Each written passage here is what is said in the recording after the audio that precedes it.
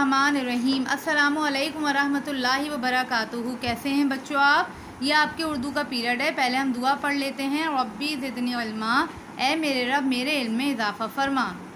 بیٹا اپنی کتاب کا صفحہ نمبر 33 کھولیے۔ صفحہ نمبر 33 پر ہم آ گئے بیٹے۔ تاریخ لکھیے، دن لکھیے۔ مشق ہم کریں گے، سوالوں کے جواب لکھیں۔ الف، حضرت سعدی رحمۃ اللہ علیہ نے ملا سے کیا کہا؟ ہم نے جو سبق پڑھا تھا بیٹے حکایات سعدی، اس کے مطابق ہمیں ان کے جوابات لکھنے ہیں۔ حضرت سعدی رحمۃ اللہ علیہ نے ملا سے کیا کہا تھا؟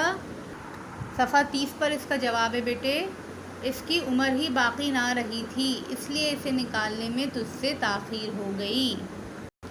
اس کے بعد بے ہے بیٹے، ملا نے حضرت سعدی رحمۃ اللہ علیہ کی بات کا کیا جواب دیا؟ اس کا جواب بھی ہمیں صفحہ نمبر 30 پر ملے گا۔ ملا نے ہنس کر جواب دیا کہ یہ بات سچ ہے۔ یہ پورا یہاں سے آئے گا بیٹے اور یہاں تک، اس نے مجھ پر احسان کیا تھا۔ ٹھیک ہے۔ سوال نمبر جی میں بیٹے، پڑوسی ملک کے بادشاہ نے خط میں کیا لکھا اور قیدی وزیر نے اس کا کیا جواب دیا؟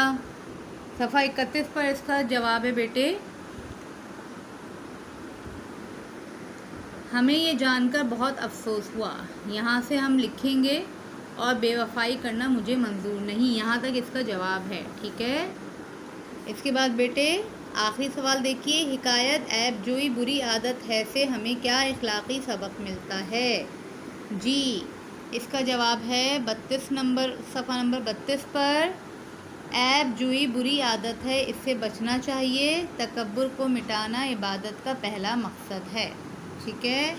اس کے بعد آئیے بیٹے سوال نمبر 3 پر، درج ذیل الفاظ کے معنی لکھیں۔ آپ کو کون کون سے الفاظ دیے گئے ہیں؟ بھنور، شناسہ، خوش خصلت، قاصد، عداوت، قلت نعمت، ایذا، امر، اور اس کے الفاظ کے معنی آپ کو کہاں ملیں گے؟ جی آپ کی اسی کتاب کے آخر میں، فرہنگ میں۔ صفحہ نمبر 104 پہ بیٹے سبق نمبر 6 حکایت سعدی کے الفاظ معنی موجود ہیں۔ یہاں سے آپ کو ان الفاظ کے معنی لکھیں گے جو آپ کو کاپی میں کرنے ہیں۔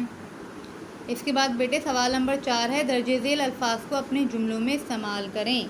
آڑے وقت میں، آڑے وقت میں مصیبت کے وقت میں، قابل قدر جو قدر کیے جانے کے قابل ہو، منظور قبول، تھکا ماندہ تھکا ہوا، تاخیر دیر۔ ٹھیک ہے بیٹے، اس کو آپ جملے بنائیں گے اپنی کاپی میں۔ اس کے بعد سوال نمبر 5 ہے، سبق حکایات سعدی کے مطابق خالی جگہ پر کریں۔ یہاں آپ کو خالی جگہیں دی ہوئی ہیں بیٹے، سبق کے مطابق سبق پڑھ کے یہ آپ کو خالی جگہیں پر کرنی ہیں۔ صفحہ پلٹیے۔ سوال نمبر 6، درج ذیل الفاظ کو درست معنی سے ملائیں۔